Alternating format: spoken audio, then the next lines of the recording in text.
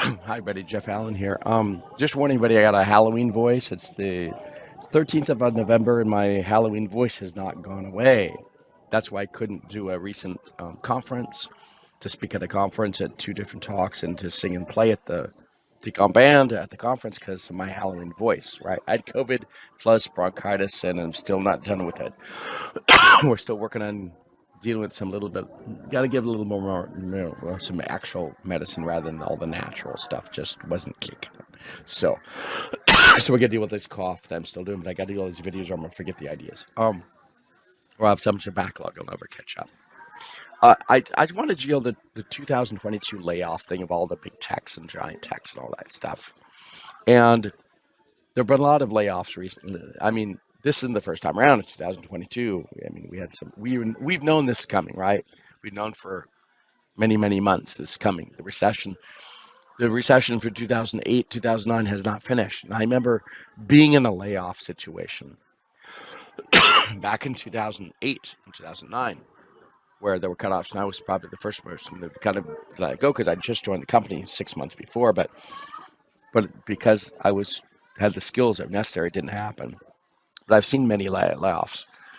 I mean, I've been dealt with, layoff situations throughout my career of when big world crises happen, right?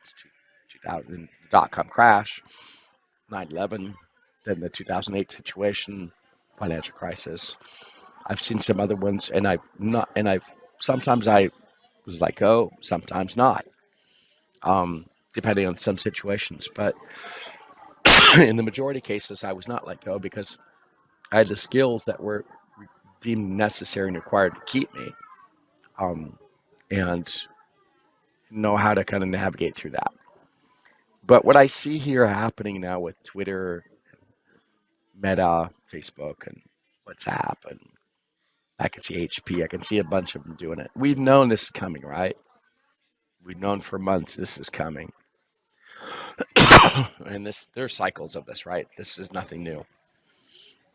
But some of the things that kind of seeing here that are kind of disturbing is, seeing this post here, right? Gerard is saying that, that you lay off a bunch of people, then you kind of say they're all kind of worthless people. Some managers saying that they're worthless people.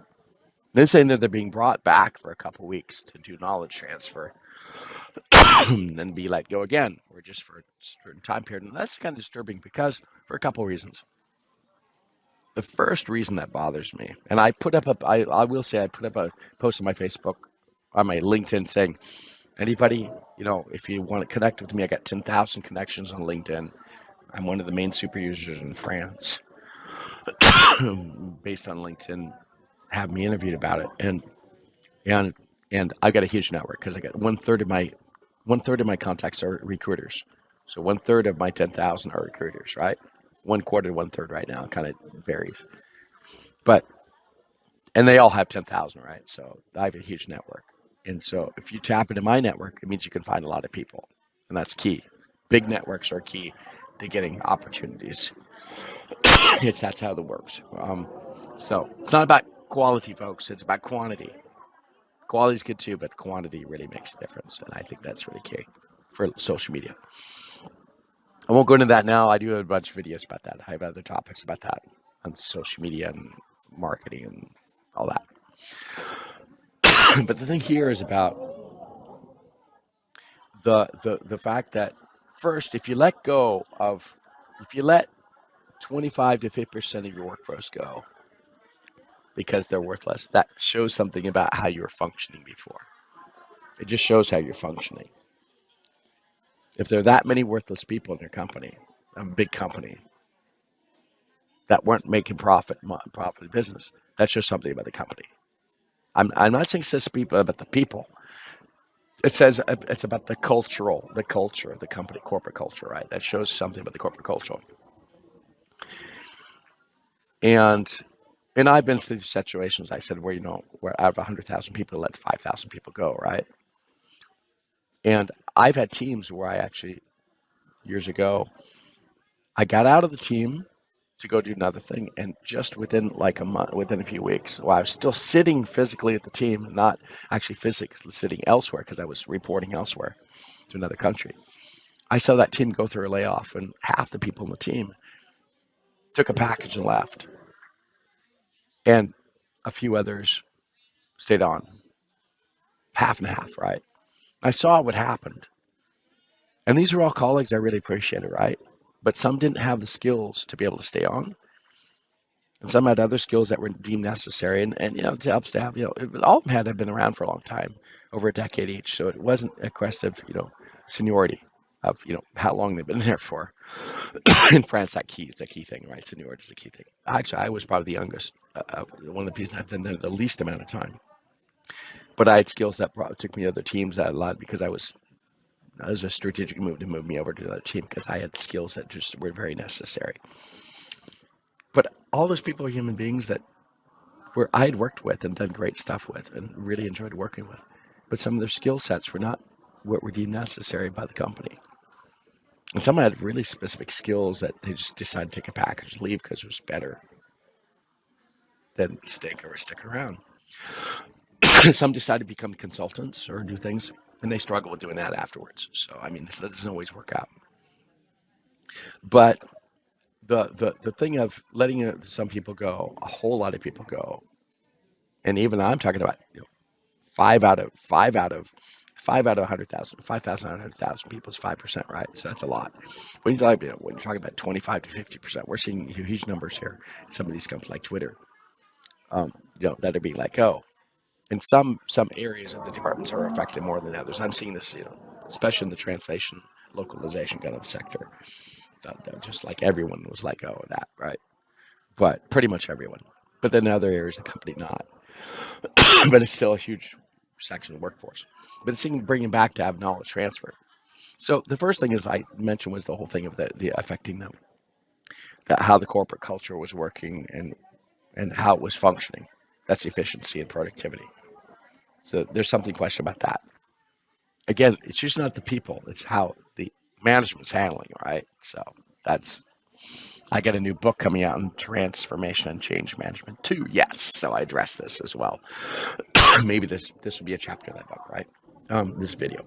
But the other thing is, one of the other things that are key here is bringing people back. Just do knowledge transfer.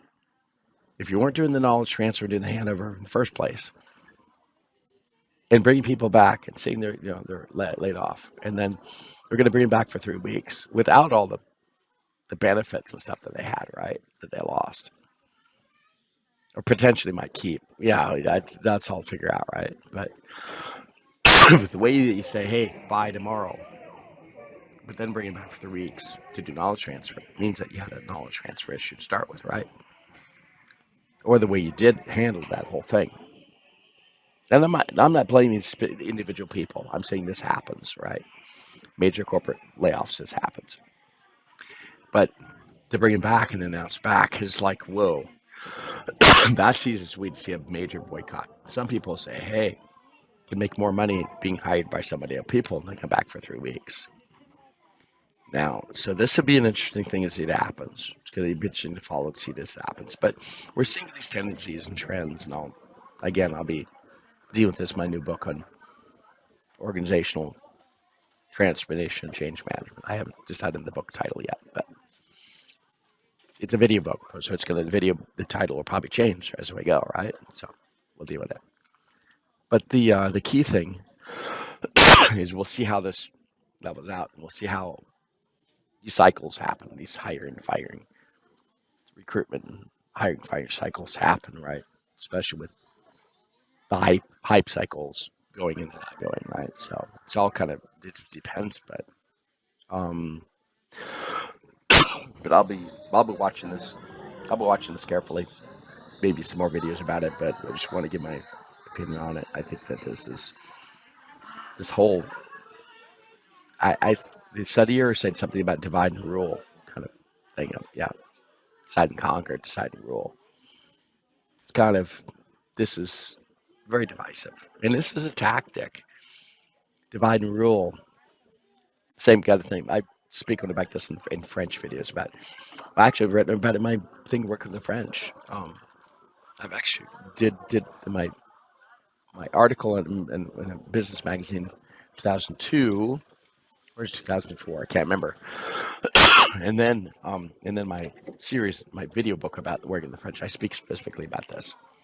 So but this is kind of to see this happening in other companies, where it's becoming very clear how this works, especially in countries where flat hierarchies are the kind of the key thing, and then to see that this vertical high hierarchy approach of dividing and ruling is being put into place and being used in a country where you have flat. That's a very weird paradox.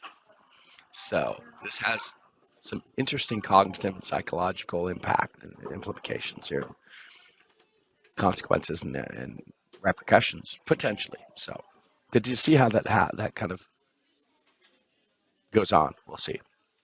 So that's my thoughts on it, and we'll see how it goes. Thanks so much.